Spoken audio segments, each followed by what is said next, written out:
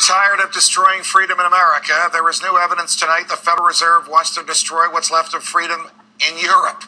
According to a German newspaper called Die Welt, the central bank, the United States Central Bank, may contribute to a $100 billion European bailout fund. The Fed denies the story, but don't be surprised if Treasury Secretary Tim Geithner brings it up this week at a European summit. Here to explain why the Fed is so dangerous to freedom everywhere is congressional candidate from Colorado who wants to end the Fed, Tisha Casida, and Cato's preeminent Fed scholar, Mark Calabria. Tisha, to you first. What is the chance that we could actually, by vote of the Congress, get rid of the central bank? I think it's becoming more and more significant every day as more and more people find it harder and harder to make ends meet. It's very obvious that we have to attack the taproot of a problem, and that problem is the Federal Reserve. And I think the American people are going to stand up for that, and I believe that more and more representatives are going to stand up for that as well.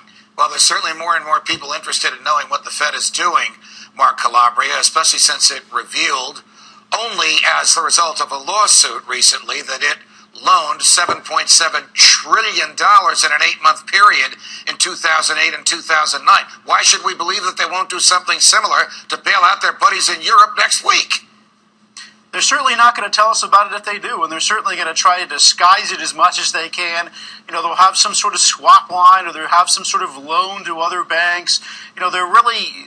They are afraid of the basic transparency, and you can look over the last several years, and I think before the financial crisis, before the bailouts in 2008, the typical American had no idea what the Federal Reserve has been doing, and since that information's been come out, I think everybody from left and right, I mean, if you go to like an Occupy Wall Street event and you ask them about the Federal Reserve, right, they see that the Fed has been there backing Wall Street, bailing out banks, and it's the same, you know, we the libertarian side is equally concerned. So I think there is a growing movement, and I mean, again, this is caused by just the basic knowledge of what they've been doing. The basic knowledge, the basic knowledge, Tisha, of what the Fed has been doing has actually given you a platform. I mean, 10 years ago, maybe even 5 years ago, the argument in a Republican primary that the Fed should be audited or ended, the person who made the argument would be looked upon as a crackpot. But when you make this argument to ordinary Republicans, what do they say back to you? Do they say, no, we want a big government Republican in there who'll keep the Fed and keep the secrecy and keep the printing presses going and not tell us about it? Most of the people we talk to, regardless of political party, are very upset with what the Federal Reserve is doing. I've been incredibly surprised to find out through my travels of the 3rd Congressional District how many people, regardless of age or demographic, are aware of this particular problem that we have. And so it's great, and a lot of this is because of Ron Paul and the light that he's shed on the Federal Reserve. So I'm very grateful for that. Mark, switching gears ever so slightly, Tim Geithner's in Europe.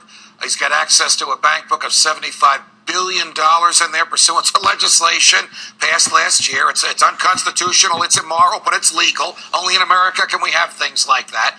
What are the chances that Congress can enact legislation or do something to restrain his hand and keep him from giving away $75 billion to the socialists in Europe?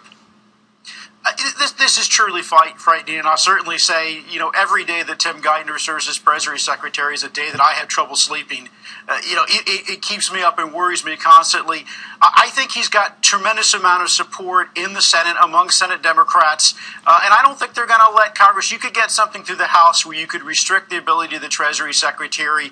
You know, you've got these big pots of money. The Exchange Stabilization Fund at Treasury was used to bail out the mutual fund industry. He can use it to provide money to countries in Europe as well. But I don't see Congress coming together. I think the problem is in the Senate.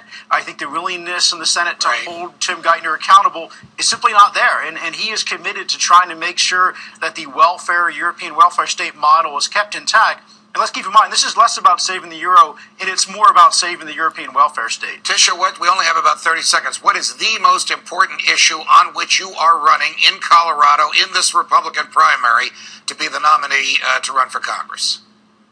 It really does go back to the Federal Reserve, and the reason is because our monetary system controls our prosperity and wealth, and that, of course, in turn, is what creates our quality of life. Right. And more people are not able to, so we need to fix this taproot of the problem. Tisha Casida, Mark Calabria, it's a pleasure, guys. Thanks for joining us. The best of luck. Thank you.